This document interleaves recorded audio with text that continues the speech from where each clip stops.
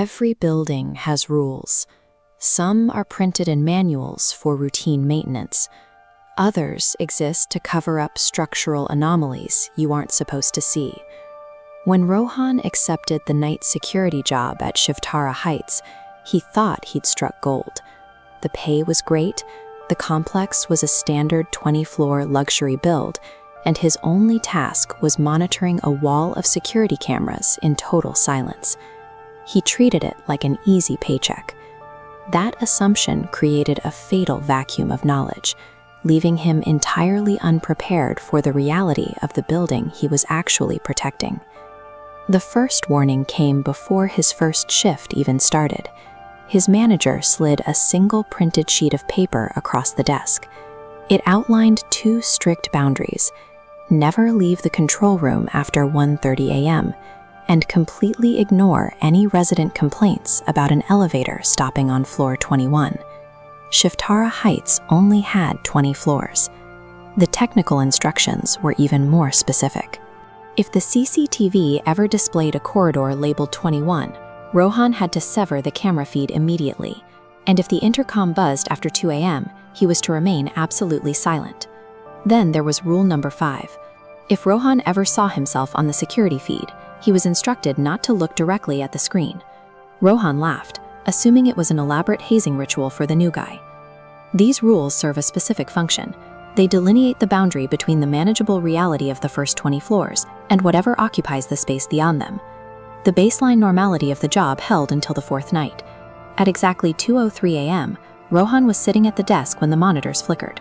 The elevator feed glitched, freezing for a fraction of a second before the digital readout cleanly snapped to an impossible number, floor 21. The camera revealed an unnaturally long, dimly lit corridor. There were no apartment numbers, no decorations, just blank doors on both sides stretching into darkness under uneven, flickering lights. Rule 3 dictated an immediate disconnect, but human curiosity took over. Rohan hesitated, his finger hovering over the button as he leaned in closer to inspect the screen. By the time Rohan realized he should have looked away, the monitor had already held his gaze long enough to establish a connection. A figure materialized at the far end of the long hallway. It began walking toward the camera, its limbs jerking in slow, unsteady motions, like it was still figuring out how to move. It stepped directly underneath the camera's light. It was an exact doppelganger of Rohan. The figure tilted its head back, looked straight into the lens, and stretched its face into a wide, unnatural smile. There is no defense for this.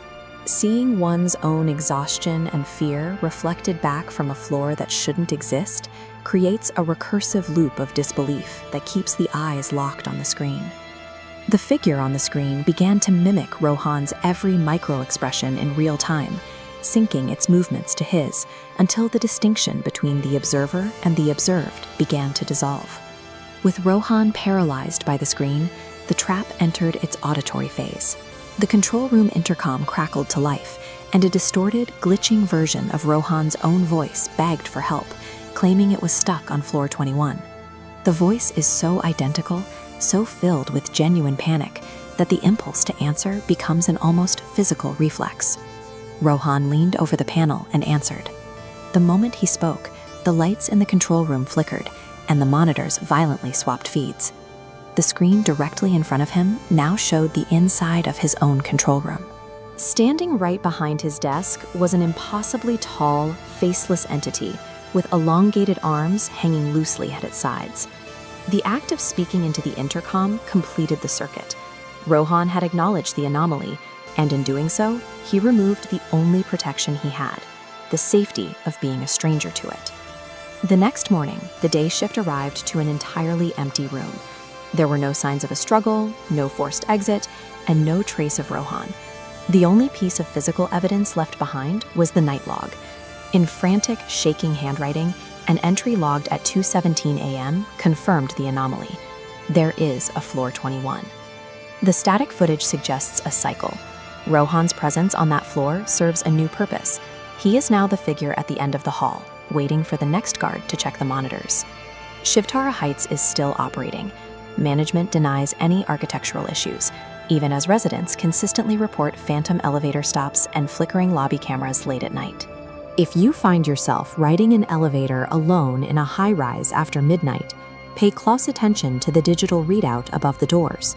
If that display ever flashes the number 21, do not wait. Do not try to rationalize it.